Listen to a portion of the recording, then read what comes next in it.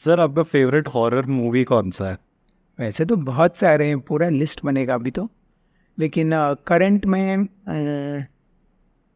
सोचते हैं अभी हिंदी में तो ऑफ कोर्स तुम्बाड़ तो हाँ, टॉप 3 में आता है, क्योंकि उसने सब कुछ ओवरटेक कर लिया है। जैसे तुम्बाड़ के अलावा भी हिंदी मराठी में कुछ अच्छा है इंडियन? बहुत सारे हॉरर फिल्म्स हैं जो बहुत अच्छे हैं। अभी तुम्बाड़ के अलावा एक और मूवी मैं आपको एक मूवी बताता हूँ कि इंडिया में जो बेस्ट एक्सॉर्सिज्म पे मूवी बना है उसके बारे में लोगों को ज़्यादातर पता ही नहीं है, क्योंकि वो मूवी लो बजट था और उस टाइम पर वो चला भी नहीं था उतना ज़्यादा। एंड दैट इज़ गहराई, एक मूवी। दीपिका सिद्धार्थ वाला? नहीं, गहराई है। वो अलग तरह का हॉरर है।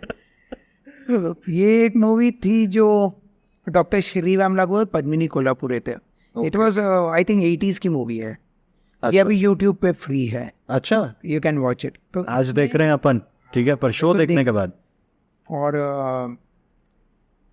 दिस इज द मूवी जिसने एक्सॉर्सिज्म को बहुत ही खतरनाक तरीके से दिखाया है, you know that kind of वे। तो वो मूवी रियलिस्टिक है। बहुत रियलिस्टिक है, बहुत रियलिस्टिक है। और इसीलिए हॉरर का मजा उसी में है ना। हाँ, आपको वो रियलिस्टिक ही बनाएंगे। आप हॉरर कॉमेडी बना रहे हो तो वो ठीक बात है, आप हॉरर कॉमेडी बना रहे हो, लेकिन हॉरर जो हो ना उसका फ्लेवर आपको जब वो रियलिस्टिक होगा तभी लगेगा। तो तुम्बाड़ हमें इसलिए अच्छी लगती है क्योंकि उसमें एक एटमॉस्फेयर तो है ही, प्लस एक मैसेज है हाँ, जो जिस हाँ, जो लालच का वो लास्ट में है। हाँ, वो पूरा जो लालच का जो एंगल है, क्योंकि जो इंसान है ना वो सबसे बड़ा भूत है। सबसे बड़ा हॉरर हमारा ही है, हमारे मन में ही है। जो हमारी लालच है वही सबसे ये हमारा सबसे बड़ा डाउनफॉल है। ऐसे बहुत सारी मूवीज़ है, जैसे मैं बताऊँ अब इंग्लिश में अगर आप देखें तो अभी रिसेंटली हेरेडिटरी बहुत अच्छी मूवी थी, अगर आपने देखी है तो। और ऐसे नाम याद करने में मैं बहुत जो कॉन्जरिंग है, एनाबेल है। कॉन्जरिंग फर्स्ट पार्ट अच्छा, मुझे बहुत अच्छी लगी, क्योंकि उसमें कॉन्जरिंग वाला जो फैमिली है, जो गोस्ट बस्टर्स है, वॉरेन फैमिली। आते लाइक। हाँ, तो वो वॉरेन्स पे ही बेस्ड है। तो Warrens, Ed and Lorraine Warren, ये दो अमेरिकन थे जो पैरानॉर्मल रिसर्चर्स थे। लोग कहते हैं कि one of the first paranormal researchers. तो उन्होंने ये सब रिसर्च किया था। ये एक तो ये जो कॉन्जरिंग का घर है, एमिटिविल भी उनका ही रिसर्च केस है, एनाबेल भी उनका ही रिसर्च केस है। तो ये सब उनके रिसर्च केसेस हैं।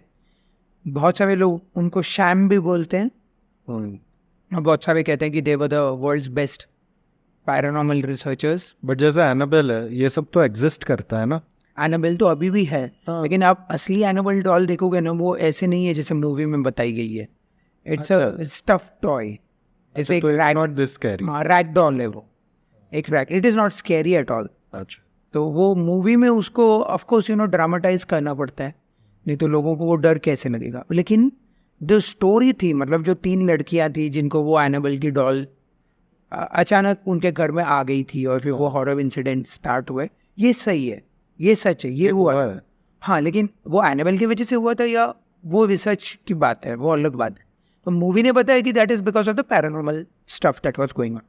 हाँ, तो जो एमिटीविल का हॉरर है वो और खतरनाक है। तो एमिटीविल में the father killed his entire family, kids and the mother, everybody.